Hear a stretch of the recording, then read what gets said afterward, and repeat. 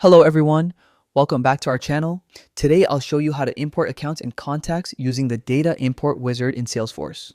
First, open your Salesforce dashboard and click the gear icon in the top right corner. Next, select Advanced Setup from the drop-down menu.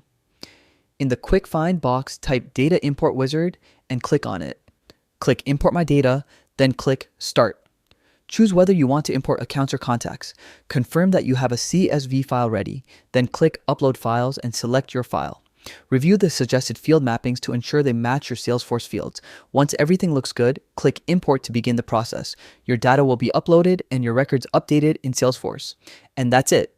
You've successfully imported accounts and contacts using the Data Import Wizard. Thanks for watching. Don't forget to subscribe to our channel and I'll see you in the next video.